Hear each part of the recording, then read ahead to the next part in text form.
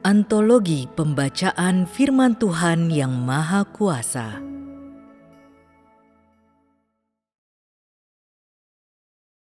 Pekerjaan dan jalan masuk 3.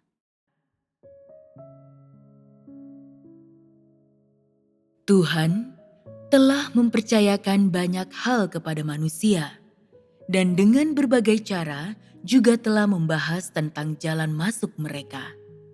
Tetapi, karena kualitas orang sangat rendah, maka banyak firman Tuhan yang gagal berakar.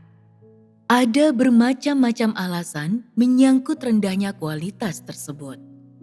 Antara lain, rusaknya pikiran dan moralitas manusia, dan kurangnya pengasuhan yang layak, tahayul feodal yang begitu menguasai hati manusia, kebobrokan dan kemerosotan gaya hidup yang telah menimbun banyak penyakit di relung-relung hati manusia. Pemahaman yang dangkal tentang kemelekan budaya. Dengan hampir 98% orang kurang berpendidikan dalam kemelekan budaya. Dan lebih-lebih sangat sedikit yang mencapai jenjang pendidikan budaya yang lebih tinggi. Oleh karena itu, pada dasarnya orang tidak mengetahui apa yang dimaksud dengan Tuhan atau Roh Kudus, kecuali sekedar memiliki gambaran yang samar dan tidak jelas tentang Tuhan yang diperoleh dari tahayul feodal. Pengaruh buruk selama ribuan tahun dari semangat luhur nasionalisme telah berakar di dalam hati manusia. Demikian juga pemikiran feodal yang mengikat dan membelenggu manusia tanpa sedikit pun ada kebebasan, tanpa kemauan untuk bercita-cita atau bertahan, tanpa hasrat untuk maju. Malah sebaliknya, tetap pasif dan mundur, terkurung dalam mentalitas budak, dan seterusnya. Faktor-faktor objektif di atas telah membubuhkan suatu corak tak terhapuskan yang kotor dan buruk pada pandangan ideologis, cita-cita, moralitas, dan watak umat manusia. Rupanya, manusia sedang hidup dalam dunia kegelapan teroris, dan tidak satu pun berusaha menerobos kegelapan ini. Tidak satu pun berpikir untuk beranjak ke dunia yang ideal. Sebaliknya, mereka puas dengan bagian hidupnya, menghabiskan hari-hari dengan melahirkan dan membesarkan anak, membanting tulang, berpeluh-peluh, mengerjakan pekerjaan sehari-hari, mengidamkan keluarga yang nyaman dan bahagia, kasih sayang dalam perkawinan, anak-anak yang berbakti, dan kegembiraan di usia senja ketika menjalani kehidupan dengan damai. Selama puluhan, ribuan, bahkan puluhan ribu tahun hingga saat ini, orang menghabiskan waktu dengan cara tersebut tanpa ada yang menciptakan kehidupan yang sempurna. Semua hanya bertujuan saling membantai di dunia yang gelap ini, berlomba-lomba mengejar ketenaran, keberuntungan, dan saling menjatuhkan. Siapakah yang pernah mencari kehendak Tuhan? Adakah yang pernah mengindahkan pekerjaan Tuhan? Segala sisi kemanusiaan yang dipenuhi dengan pengaruh kegelapan telah lama menjadi sifat manusia, sehingga pekerjaan Tuhan cukup sulit untuk dilaksanakan. Manusia bahkan kurang memperhatikan apa yang telah dipercayakan Tuhan kepada mereka hari ini. Meski demikian, aku percaya bahwa manusia tidak akan keberatan jika aku menyampaikan perkataan ini, sebab sejarah ribuan tahunlah yang sedang kubicarakan. Berbicara tentang sejarah berarti fakta dan lebih-lebih skandal yang terang benderang di depan mata semua orang. Jadi, apa gunanya mengatakan sesuatu yang bertentangan dengan fakta? Tetapi, aku pun percaya bahwa orang yang berpikiran sehat setelah melihat perkataan ini akan bangkit dan memperjuangkan kemajuan. Tuhan menghendaki agar manusia dapat hidup dan bekerja dalam damai dan sukacita sekaligus mampu mencintai Tuhan. Adalah kehendak Tuhan agar seluruh umat manusia dapat masuk ke dalam tempat perhentiannya. Lebih daripada itu, adalah hasrat Tuhan yang teramat besar untuk memenuhi seluruh muka bumi dengan kemuliaannya. Sungguh memalukan bahwa manusia tetap tenggelam dalam lupa dan lelap, dirusak berat oleh iblis. Sampai-sampai hari ini manusia tidak lagi mirip manusia. Jadi, pikiran, moralitas, dan pendidikan manusia membentuk mata rantai utama bersama pelatihan dalam kemelekan budaya yang membentuk mata rantai kedua untuk meningkatkan kualitas budaya manusia dan mengubah pandangan rohaninya menjadi lebih baik. Tuhan sebenarnya tidak menuntut banyak dari umat manusia, tetapi karena kesenjangan antara kualitas manusia dan standar yang dituntut oleh Tuhan begitu besar, maka kebanyakan orang hanya dapat memandang ke arah tuntutan-tuntutan Tuhan tersebut, tetapi tidak memiliki kemampuan untuk memenuhinya. Bakat bawaan manusia sejak lahir dan hal-hal yang melengkapinya setelah kelahiran jauh dari cukup untuk memenuhi tuntutan Tuhan. Tetapi, sekedar mengenali poin ini bukanlah solusi yang pasti. Air yang jauh tidak dapat menghilangkan dahaga seketika. Sekalipun orang tahu dirinya lebih hina daripada debu, jika mereka tidak memiliki tekad untuk menyenangkan hati Tuhan, apalagi berusaha memenuhi tuntutan Tuhan, lalu apa manfaatnya pengetahuan semacam itu? Bukankah seperti menjaring angin, usaha yang sia-sia? Inti dari apa yang aku katakan ini berkaitan dengan topik utama, yakni jalan masuk. Selama proses jalan masuknya manusia, hidup selalu membosankan, penuh dengan unsur kehidupan rohani yang monoton, seperti bersembahyang, makan dan minum firman Tuhan, atau membentuk persekutuan. Sehingga orang selalu merasa bahwa mengimani Tuhan tidak membawa sukacita yang besar.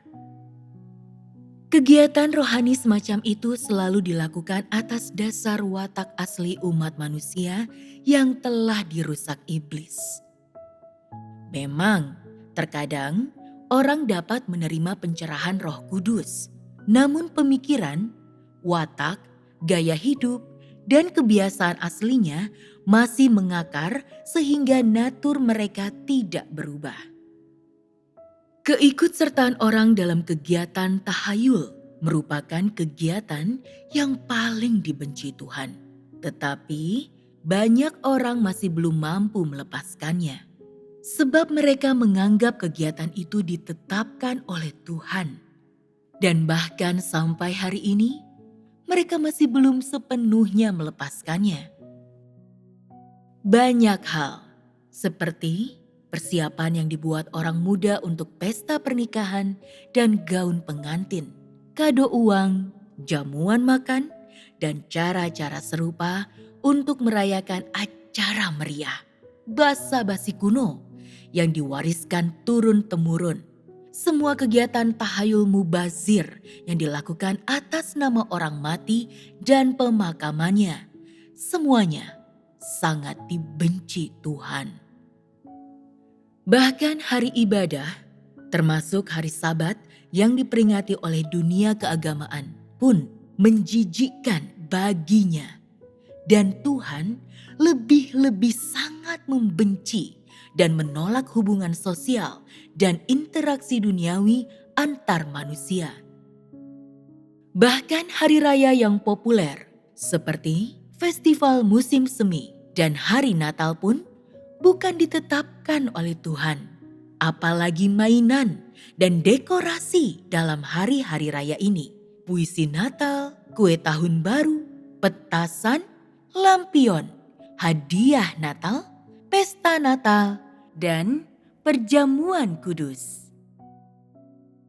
Bukankah semua itu berhala di benak manusia? Pemecahan roti pada hari Sabat, anggur, dan kain lenan halus bahkan jelas-jelas merupakan berhala. Semua hari raya tradisional yang populer di Tiongkok seperti Hari Raya Kepala Naga, Festival Perahu Naga, Festival Pertengahan Musim Gugur, Festival Laba, dan Tahun Baru Imlek. Hari-hari raya keagamaan seperti Paskah, Hari Pembaptisan, dan Hari Natal. Semua festival yang tidak dapat dibenarkan ini telah diatur dan diwariskan sejak dahulu sampai sekarang oleh banyak orang. Dan benar-benar tidak sesuai dengan ras manusia yang diciptakan Tuhan. Imajinasi kaya dan konsep cerdas umat manusialah yang memungkinkan semua perayaan itu diwariskan turun-temurun sampai hari ini. Hari-hari raya itu kelihatannya bebas dari kekurangan, tetapi sebenarnya merupakan tipuan iblis terhadap umat manusia. Semakin banyak iblis memenuhi suatu tempat, semakin usang dan terbelakang tempat itu. Semakin dalam pula adat istiadat feodalnya bercokol. Begitu kuatnya hal-hal ini mengikat manusia, sampai-sampai manusia tidak dapat bergerak sama sekali. Banyak perayaan keagamaan tampaknya menampilkan keaslian yang luar biasa dan sepertinya menciptakan jembatan untuk pekerjaan Tuhan. Tetapi sebenarnya merupakan ikatan tak terlihat yang dengannya iblis mengikat orang supaya tidak mengenal Tuhan. Semua ini adalah tipu muslihat iblis yang licik. Sebenarnya, ketika Tuhan menyelesaikan suatu tahap pekerjaannya, Ia telah melenyapkan semua sarana dan corak pada era itu tanpa menyisakan bekas apapun. Namun, orang percaya yang saleh terus memuja benda-benda material itu. Sementara itu, mereka membelakangi apa yang dimiliki Tuhan, tidak mempelajarinya lebih lanjut. Kelihatannya penuh dengan kasih Tuhan, padahal mereka mendorongnya keluar dari rumah sejak dulu dan menempatkan iblis di atas meja untuk disembah. Lukisan-lukisan Yesus, salib, Maria, baptisan Yesus, dan perjamuan terakhir dipuja sebagai Tuhan yang surga. Sambil berulang kali berseru, Bapa Surgawi. Bukankah ini semua lelucon? Sampai hari ini, banyak ucapan dan praktik serupa yang telah diwariskan di antara umat manusia merupakan kebencian bagi Tuhan. Mereka sangat menghalangi jalan bagi Tuhan dan lebih jauh lagi, menciptakan kemunduran besar untuk jalan masuknya umat manusia. Terlepas dari sejauh mana iblis telah merusak umat manusia, hati dan pikiran manusia dipenuhi dengan berbagai hal seperti hukum Witness Lee, pengalaman Lawrence, survei oleh Watchman Nee, dan pekerjaan Paulus. Tiada jalan bagi Tuhan untuk bekerja di dalam diri manusia, karena di dalam diri mereka sudah ada terlalu banyak individualisme, hukum, aturan, peraturan, sistem, dan sebagainya. Ditambah lagi dengan kecenderungan orang terhadap tahayul feodal. Semua ini telah menawan dan melahap umat manusia.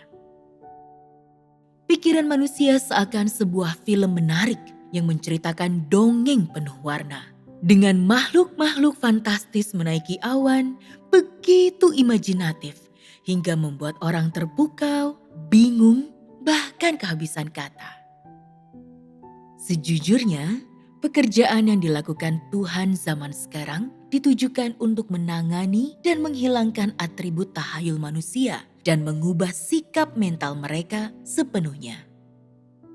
Pekerjaan Tuhan bukanlah apa yang telah diwariskan dari generasi ke generasi dan dilestarikan sampai hari ini oleh umat manusia, melainkan pekerjaan yang diprakarsai secara pribadi olehnya dan diselesaikan olehnya tanpa perlu meneruskan warisan dari tokoh rohani hebat tertentu atau mewarisi pekerjaan representatif apapun yang dilakukan oleh Tuhan pada era lainnya. Manusia tidak perlu menyusahkan diri dengan hal-hal tersebut. Tuhan zaman sekarang memiliki gaya bicara dan cara kerja yang lain. Maka, mengapa manusia harus menyusahkan diri? Jika manusia meniti jalur hari ini di dalam arus saat ini sambil melanjutkan warisan leluhur, tempat tujuan mereka tidak akan tercapai. Tuhan sangat benci akan ragam perilaku manusia yang seperti ini, sama seperti Ia membenci tahun, bulan, dan hari yang ada di dunia manusia. Cara terbaik untuk mengubah watak manusia adalah dengan membalikan bagian terdalam hati manusia yang sudah sangat keracunan, memungkinkan manusia mulai mengubah pemikiran dan moralitasnya. Pertama-tama, orang perlu melihat dengan jelas bahwa semua ritual keagamaan, kegiatan keagamaan, tahun dan bulan, dan perayaan tersebut dibenci oleh Tuhan. Mereka harus membebaskan diri dari ikatan pemikiran feodal itu dan membasmi setiap jejak dari kecenderungan yang kuat terhadap tahayul. Ini semua termasuk dalam jalan masuk umat manusia.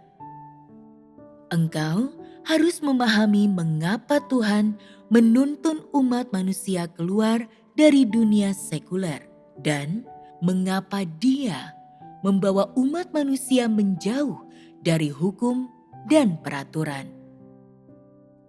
Inilah gerbang yang melaluinya engkau sekalian akan masuk.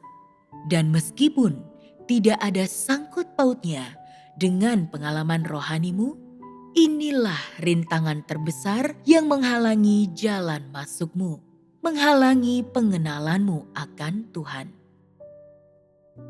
Rintangan-rintangan itu membentuk jaring yang menjerat orang. Banyak orang terlalu banyak membaca Alkitab dan bahkan dapat mengutip segudang ayat dari Alkitab di luar kepala. Dalam jalan masuk mereka hari ini, orang secara tidak sadar menggunakan Alkitab untuk mengukur pekerjaan Tuhan. Seakan dasar dan sumber dari tahap pekerjaan Tuhan ini ialah Alkitab. Ketika pekerjaan Tuhan sejalan dengan Alkitab, orang sangat mendukungnya dan memberi penghargaan baru kepadanya. Ketika pekerjaan Tuhan tidak sesuai dengan Alkitab, orang menjadi sangat cemas hingga berkeringat dingin mencari-cari dalam Alkitab dasar pekerjaan Tuhan. Jika pekerjaan Tuhan tidak disebutkan dalam Alkitab, orang akan mengabaikan Tuhan. Dapat dikatakan bahwa sejauh bersangkutan dengan pekerjaan Tuhan hari ini, kebanyakan orang menerimanya dengan hati-hati, taat secara selektif, dan merasa acuh tak acuh untuk mengetahuinya. Mengenai hal-hal dari masa lalu, separuhnya dipegang, separuhnya ditinggalkan. Bisakah ini disebut masuk? Dengan memegang buku orang lain sebagai harta dan memperlakukannya sebagai kunci emas pintu gerbang kerajaan, orang memang tidak menunjukkan minat terhadap apa yang dituntut Tuhan dari mereka hari ini. Selain itu, banyak cendekiawan memegang firman Tuhan di tangan kiri dan pekerjaan besar orang lain di tangan kanan. Seolah-olah ingin menemukan dasar firman Tuhan dalam pekerjaan besar itu untuk membuktikan sepenuhnya bahwa firman Tuhan benar. Bahkan, mereka menjelaskan firman Tuhan kepada orang lain dengan memadukannya dengan pekerjaan besar itu. Seolah-olah mereka sedang bekerja. Sejujurnya, ada banyak peneliti ilmiah di antara umat manusia yang tidak pernah menganggap penting pencapaian ilmiah terbaru saat ini. Pencapaian ilmiah yang tanpa preseden, yaitu pekerjaan Tuhan, firman Tuhan, dan jalan masuk kehidupan. Sehingga semua orang menjadi mandiri, berkhotbah ke segala penjuru dengan mengandalkan kefasihan lidah dan menjajakan nama baik Tuhan. Sementara itu, jalan masuk mereka sendiri sedang terancam bahaya dan mereka tampaknya jauh dari memenuhi tuntutan Tuhan. Seperti jauhnya masa penciptaan dari masa kini. Semudah apa melakukan pekerjaan Tuhan? Tampaknya orang telah memutuskan untuk meninggalkan separuh dirinya di masa lalu dan membawa separuhnya ke masa kini. Memberi iblis setengahnya dan mempersembahkan setengahnya lagi bagi Tuhan. Seakan ini adalah cara untuk menenangkan hati nurani mereka dan merasakan kenyamanan. Dunia batin manusia begitu berbahaya. Mereka takut kehilangan bukan hanya hari esok, melainkan juga hari kemarin. Sangat takut menyinggung baik iblis maupun Tuhan zaman sekarang yang tampaknya ada namun belum ada. Karena orang gagal mengembangkan pemikiran dan moralitasnya secara tepat, maka ketajaman berpikirnya menjadi sangat lemah dan tidak dapat memastikan apakah pekerjaan zaman sekarang ini adalah pekerjaan Tuhan. Mungkin karena begitu mendalamnya pemikiran feodal dan tahayul, mereka sudah lama menempatkan tahayul dan kebenaran, Tuhan dan berhala dalam kategori yang sama. Mereka tidak punya kepedulian untuk membedakan kedua hal tersebut. Bahkan tampaknya tidak dapat membedakan dengan jelas, meskipun sudah memeras otak. Itulah sebabnya manusia berhenti di jalurnya dan tidak lagi bergerak maju. Semua masalah ini muncul dari kurangnya pendidikan ideologi yang tepat, yang menciptakan kesulitan besar untuk jalan masuknya mereka. Akibatnya, orang tidak pernah merasa tertarik dengan pekerjaan Tuhan yang benar, tetapi tetap ngotot berpegang pada pekerjaan manusia. Misalnya, orang-orang yang mereka pandang sebagai tokoh besar, seolah-olah mereka sudah dicap olehnya. Bukankah umat manusia harus masuk ke dalam topik-topik terbaru ini?